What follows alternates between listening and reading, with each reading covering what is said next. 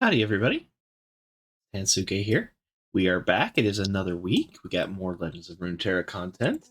Uh, Last week, we did our first hands-on experience with Hecarim.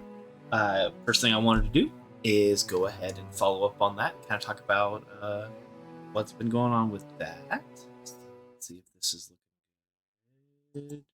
There it goes. All right. So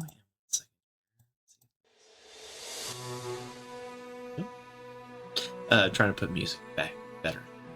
All right, so I played a lot of Hecarim off stream. Now, let's kind of talk about what I did. A lot of what I did was I went through a bunch of high-level adventures with him to better get an understanding of how he is as I was able. So let's talk about the first run I did, which was against Lysandra with him. As you can see here, I got some very good stuff. I got his 6-star. And I also got Cosmic Creator to give that extra mana. So basically, it was very easy to play Hecarim. This was the first taste of his 6-star for me, and this was amazing to the point where I just bit the bullet and went ahead and got the rest of his stars. I also had double attack on him, which really helps against Lysandra. Just wham bam that nexus. After that, I went into the Swain adventure. The Swain adventure, aside, ignored that I got 4 mana flow. But this is the kind of adventure that's really beneficial towards Hecarim and his playstyle anyway. The big thing about him he's a lot like Warwick. He heals, so he just takes damage and just out heals it. This was a big advantage in the Swain adventure, where it's mostly an endurance test. The check of, hey, can you make it through this adventure while constantly taking ping damage? And Hecarim says, what damage? I'm party full. In fact, you can even see it was his fastest time. He wins very fast with his 6-star. So that was the next one I did. Then I took him into Fiddlesticks. There we go. And also didn't really have any problems with him whatsoever. I did end up getting his 6-star again, so I had double 6-star. That was quite disgusting because I play Hecarim. I have 3 Hecarims attack. Lovely, isn't it? It's disgusting. But I definitely had a lot of luck here. I also had Viego as a support. This is something definitely to keep in mind when you're using him. Definitely keep trying to get those Shadow Isle support champions because they're going to benefit you very much. I didn't struggle against Fiddlesticks at all. Not a problem. I still had a good 15 cards in my deck when I won, because he wins very fast. Now for the part where I apologize to you guys. I was talking about, hey, I'm going to do Zoe on stream, and I did a test run. I was like, hey, I don't have all of his constellations. I only have the Hallowed and his 6-star and his 5-star in the region. I don't have the healing. I don't have the support champion. I don't have Crumble at fast speed. And I got some crazy powers that really changed it. So lighting the way meant I could play his champion spell for free every turn. And then I ended up getting Sharing is Caring. Sharing is Caring is amazing on Hecarim, because you're going to end up putting that Hallowed from your riders onto everything. And then once it propagates everywhere, you're going to really ramp up your attack damage. The other thing I want to talk about, let's talk about Trifarian Might. I think that this power is initially appetizing to Hecarim, but I think it's a trap. I think you should not take it. And yes, it was in my winning run against Zoe that I'm saying this, so take that with a grain of salt, but I found more disadvantages with this power than advantages. So you get the benefit of controlling the enemy board with your units. You're going to swing and take out these Poros like they're chumps. That's good. The problems were several things. One, any unit that attacked with Trifarian Might was instantly dead. And this applied to his 3-star power of saying, hey, when ephemeral allies attack, do stuff like increase their +1 everywhere. That wasn't proccing. They didn't count for Hecarim's level condition, and they didn't summon the Shark Chariot.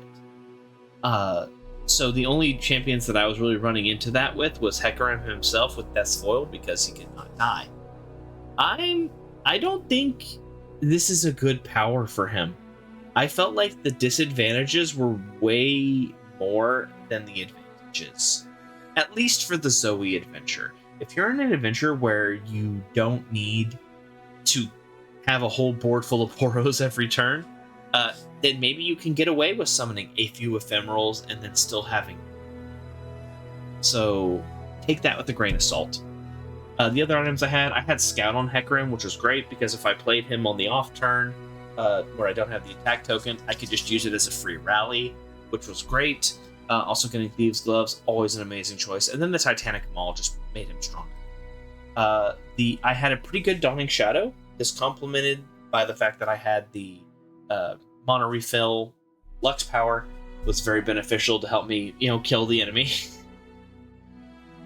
Iron Harbinger, this card definitely becomes really good once you have a 6-star. It was okay before, but then it becomes really good.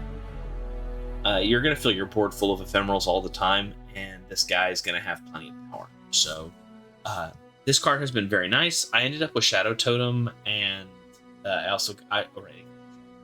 I had the Extractor's Charge +1 when you play a card. Very nice on it. My Onslaught of Shadows was gnarly. Getting it and then getting these items on it was amazing. Brainworm, always a good choice. Draw a card, very nice. And then buffing +4/+4 was awesome, and I had 8 of them in my deck, which is good. Yeah, so that is the Hecarim run. Let me just kind of talk about the main thing with him, like my main feelings on him now. I think that Hecarim is a very solid addition to the roster. I think he didn't look or feel as strong when you read the patch notes. I think he definitely had some issues, that apparent issues. But I almost think he might be Elise tier. Not quite Elise tier. He doesn't one-turn people. But his aggression, it feels similar. Of you just ram at the enemy nexus, and half the time they're not going to block things because if you have Beast Within, which I highly recommend, like some kind of mana buffing. If you have Starforged Gauntlets, that's good. You do need a buff somewhere else, but his glaive is really good on him. Beast Within is super important. Overwhelm really kind of nails it in. Gets to the point where the enemy won't block your ephemeral units half the time. They already didn't like blocking when you had Ephemeral, and they didn't like blocking when you had Overwhelm. So if you put both together, they really don't like it. I personally advocate for Death's Foil. I think it's very good with his 6-star, because you can then attack with Hecarim twice. 2 Hecarims on the turn, and just really bombard the enemy nexus down. I did find that very helpful.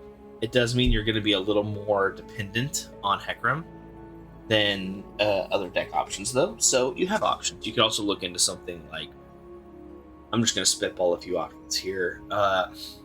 Black Shield's always useful for control. You could also run Stack Deck, even wouldn't be the worst thing for big adventures like Zoe's, because every card can use the value, and you summon so many units. So I had to take the time to get him to level 50 as well. Basically, beating through the Zoe adventure got me to level 44, and then it was very easy to level him up. So I've been having an utter blast playing Hecarim, and I did not think I would have as much fun as I did. So I have been very happy with him. Yeah,